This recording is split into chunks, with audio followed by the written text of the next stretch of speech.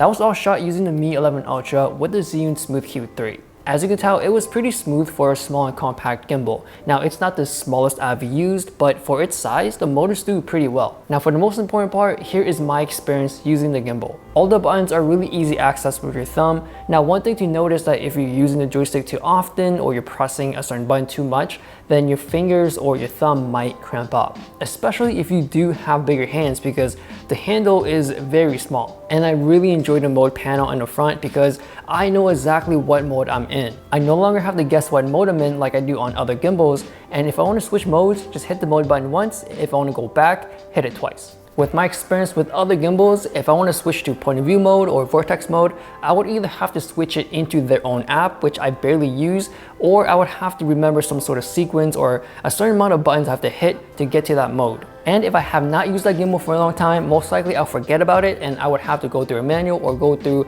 a quick Google search. With the Smooth Q3, you don't have to worry about that because you can clearly see it right in front of you. For the performance, like I said, it's very good. Nowadays, I think a lot of gimbals has this down, so I don't have to worry about that. I think it really depends on the person using it, like how good is their ninja walk, how fast or slow are they panning their gimbal, and how well are they composing their shots. When you buy a gimbal, it doesn't automatically make your shots look good. Yeah, it does make it look smoother, but it does take practice of framing your shots and learning when to pan. So that part takes practice. So to me, what sets gimbals apart nowadays is basically the hardware.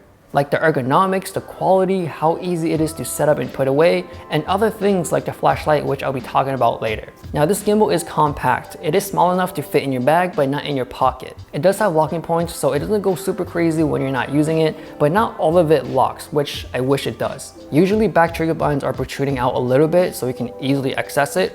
Now with this one on this gimbal, it's more flush, so that's something you gotta get used to. Even though the handle is comfortable to hold, I think what will make it better is having that soft TPU patch on the front to be a bit more grippier, and also have one on the back as well. Now let's talk about the flashlight. I think this here alone sets this apart from all other gimbals. The biggest weakness of all camera phones is low light. Without light, your image is very noisy, grainy, and it just doesn't look good. Especially the front camera, because that one is the worst one out of all of them. And to fix that, you basically need more light. Therefore, the gimbal has one already set on the gimbal itself. You don't have to think about any extra gear to buy or any extra crazy thing to like rig it on your gimbal. It's already on top. It's so convenient. You just tap on it, hold it there for like 2 seconds, and it turns on. And it also turns 180, so you can use it for your front camera and your back camera. You don't have to worry about the light's battery because it's using the power off of the gimbal, and also you can change the brightness level by tapping on it. And when you're changing brightness, you would have to tap exactly at the circle. If you're close to it, it won't register, so you gotta be pretty precise. Now with the age of TikTok and Instagram Reels, we shoot a lot in portrait mode. And if you're shooting with the front camera, that's fine. But if you're shooting in portrait mode with the back camera, part of the gimbal's arm is blocking the light. Maybe in the next version, they would have to reposition the light or have that part of the arm transparent so light can go through. Next is the app. You do have to download this app to activate the gimbal, which is pretty common on a lot of other gimbals out there. It does have a lot of features and it's very easy to get around, so it's not too complicated to use. You can track stuff with the app, but if the subject is moving too quick, it will lose it. They do have this mode where you just hit the button and shoot, and it will create these transitions and movements for you, so you can create this like cool little montage yourself. You can do slow-mo, hyperlapse, time-lapse, and live stream, so there's a lot you can do on this app. In the app, Zhiyun does have this extra Prime subscription thing where you can access more features in the app.